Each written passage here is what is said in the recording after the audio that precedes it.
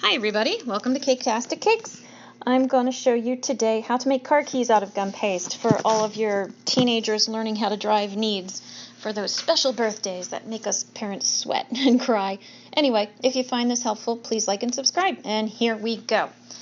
Okay, I rolled out the gum paste pretty thin, maybe like a 1/4 of an inch thick. It's not too fat, but not too thin either because it has to be supportive. And I'm using my own car key. Any Honda drivers out there recognize it? If not, yeah, I just gave it away. Anyway, I'm just using my key as a template. I just trimmed out the edge of the silver with the white gum paste here, and then I forgot to trim the edge, so here I am ripping it off. But I totally meant to do that, so yeah, keep that in mind. And I'm going to make a pair of keys, so I'm doing it again. So everything you see in here, if you miss it the first time, you get to see it the second time. So lucky. Anyway, okay, so there I am once again trimming off the edges. It's basically, if you don't have a key, you just want to wing it, a long rectangle and just kind of segment it at the end, a flat edge, and then trim off the corners like I'm doing in this picture. Right there, trim it, make it flat, and then trim off that other little edge. And when you line them up, if they look a little off, as you can see this one, I don't know if you could tell, but this one was kind of fat, so I just trimmed it a little bit on the sides. Just make it look however you think it should be. If it's not perfect, no one's going to notice because they're going to be too amazed by your awesome keys anyway to notice any little minor discrepancies. So once you get those done, put them aside. This is going to be going on top of the key because the modern keys are flat and then have like a design light on top of them. It's not like the old-fashioned kind. I'm using my Wilton tool. It's, I don't know, some kind of a cutter roller thing, but it's the fluted side, so I'm just kind of going along. And I'm making it thinner than the key parts I've already cut out. And this is going to represent the key pattern itself that goes on top of those pieces. It doesn't matter that it's not, perfect. It's the effect, and it comes out really good. It makes a very good effect, if I do say so myself. So yeah, all I'm doing here is trying desperately to lay it down the middle of the key that I made. And once you get it in there, you trim it off, and then save that piece for your other key part you're making. And I'm just adding a little bit of water because I totally didn't forget to do that the first time. When you forget things like that, like you saw me do there, if you just go along the edge of where the two connect, it's going to get underneath, so it'll still work for you. I'm totally doing it the right way here, though, because, yeah, I am awesome like that. The second time always comes out easier. So, like I said, take the rest of your piece, lay it down the center. Make sure you get it nice and straight, or as straight as you can. And it doesn't matter if it stretches or distorts a little, because it's a key pattern, and they don't have to be perfect. Alright, so once you get them like that, I'm just making sure that it's a little flatter on each side, and then put it aside. See, I just move them up. This thicker part, this is going to be about 1/2 inch thick, but I think I rolled it a little thinner anyway because it just seemed too fat. That's going to be the hand part of the key. I don't even know what these are called anymore because they have parts now, but anyway, the black part of the key.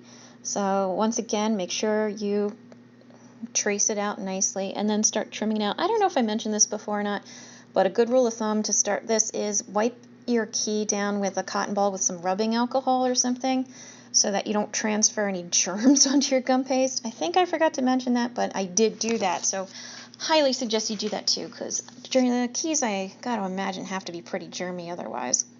And a cotton ball with a little alcohol won't kill the battery or the electronics inside of it. So there you go. So yeah, I trimmed it out into this, kind of an oblong, edgy shape.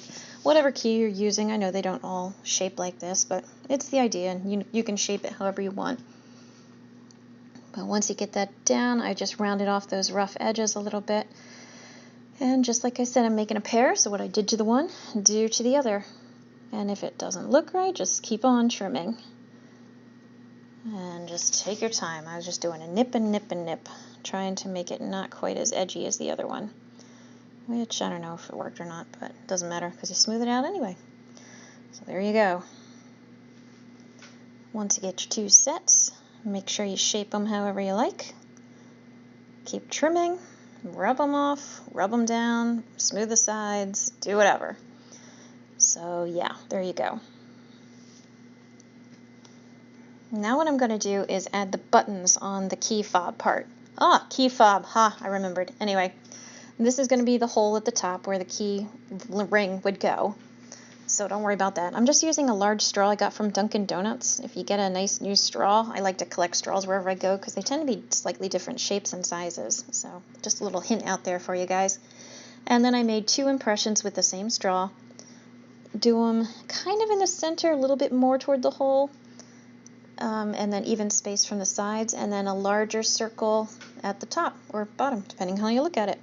That little red piece of gum paste is just a thin little dookie I rolled out and laid on there. I'm going to press it down with my pressing tool, that's the official name, and smooth it out. That's going to become the panic button later on. So right now the main part is to press it down so it's pretty flat, but try to make it even. Don't let it get too fat on one end or stick out weird on the other. Now most keys have a black background with a white design on them. And this is a trick that I've mentioned before. If you reverse the colors on a lot of items, people aren't going to know there's difference. They know that it's black and white, but most of the time they can't tell you which is which. So for this case, I can't draw a little tiny design out of white. I am not that skilled or have the tools, so I'm cheating. I'm making the background white, as you can see here, a little bit of water to attach it. And then I'm going to draw in with my black food coloring marker the designs that need to go on the key, and at the end it really looks good and people aren't going to notice. So that's another little hint out there. Sometimes if you reverse the colors just to cheat a little and make your life easier. So there you go, you press it down, smooth them out. What you do to the one, do to the other. And now it's time to start drawing. Once again, these are food coloring markers. They're edible, they're harmless, and I think you can get them at Walmart or G's online anywhere. They're not hard to come by. What I did for the big one on the top is I followed the design on my CAR key fob. So it's a lock. It looks like a square with a little design, little line down the middle of it, and the hump on the top. And then the one on the left is the open key. The one on the right is the car. It's just a rectangle with a roof, 2 tires, and the little hood open at the bottom. There, you can kind of see that. You don't have to be a master artist. You can make a square. You can make a rectangle with 2 little dots for wheels. And it really comes out pretty cute, I gotta say. It's not too hard. Okay, back to these guys. Bet you forgot about them, huh? We didn't. Okay. This is Wilton Edible Spray. It's silver. You can get it. Again, I get mine at Walmart. You can get, actually, a much better kind. I don't remember the name at certain pastry shops and that kind of thing that sell supplies, but Walmart does a good job when you need a pinch. So all I'm doing here is trying desperately not to blow them away as I spray them silver. So give them a good once over. It doesn't matter if it gets a little pooled in the edges there, it just makes it a little more silvery looking. Let them dry. It doesn't take too long at all. Once they dry, you've got your key fob part and your key part. That little ball of black gum paste is what's going to make the magic happen. A little bit of water on the fob part. Take a little pinch of the soft gum paste. These have sat, I think, overnight, so they're pretty hard. And a little bit of water again, and press them together and wiggle, wiggle, and press. You see it squishing there. If there's too much squish, you can use a knife blade or a toothpick and just kind of scrape off the extra. And be gentle with them. And there you go. Just let it harden. What you did to the one, do the other. A little bit of water. A little bit of gum paste. The other key fob piece.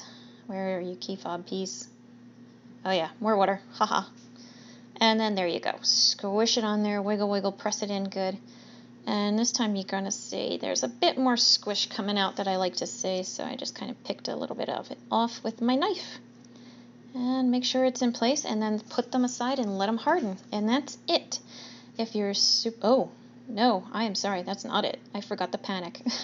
This is my red edible marker, and I just wrote the word panic in capital letters across the center. Yeah, it's hard to see, but trust me, it's there. And I think I did a better job on this one, I forget, but what you do to one, do to the other, because that's how it rolls. And once you write your panic, try to center it, make them nice and big, and that's it. There you go. If you liked it, please like and subscribe. It really helps me out. Check out my other videos, and I will catch you next time. Thanks!